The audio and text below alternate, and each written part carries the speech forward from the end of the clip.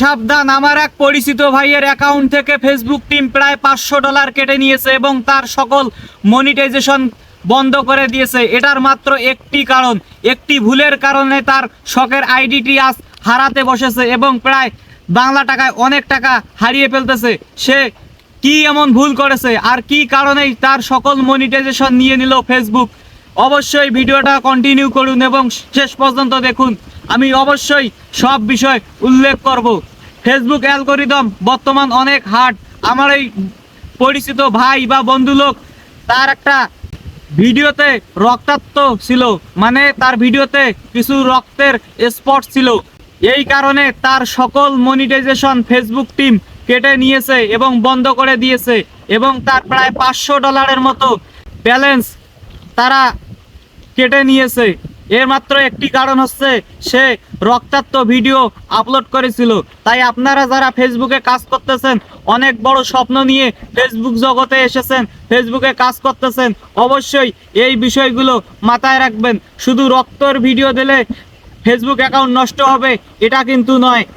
এরকম অস্ত্র জাতীয় কোনো কিছু ফেসবুকে আপলোড করলে অবশ্যই এটা ফেসবুক তাদের অ্যালগরিদমের বাইরে নেয়।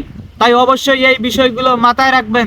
এর আরও কিছু ধারা আছে, যেমন বড় ধরনের কোনো অ্যাক্সিডেন্টের ভিডিও আপনার ভালো লাগলো, আপনি ডাউনলোড করে আপলোড দিলেন, বা আপনার নিজস্ব ফোন দিয়ে বা আপনার নিজস্ব ক্যামেরা দিয়ে ওটা রেকর্ড করলেন, রেকর্ড করার পর ফেসবুকে আপলোড দিলেন, এখান থেকেও আপনার বড় ধরনের সমস্যা হতে পারবে।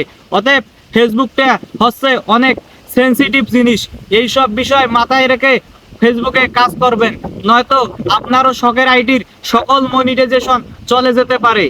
আর এর মধ্যে একটা বড় কারণ হচ্ছে আমরা জেনে না বুঝে বাচ্চাদের 18+ ছবি আপলোড করে থাকি। এটাও কিন্তু ফেসবুকের অ্যালগরিদমের বাইরে। তাই আমরা যারা ফেসবুকে কাজ করতেছি এই বিষয়গুলো মাথায় রাখবো। বাচ্চাদের কোনো 18+ ছবি আপলোড দিব না, শখের বশে হলেও আপলোড দিব না। অবশ্যই শরীরে পোশাক থাকতে হবে। তাই তো আমি বলবো এই বিষয়গুলো মাথায় রেখে কাজ করুন। অবশ্যই ফেসবুক থেকে ভালো কিছু সম্ভব হবে।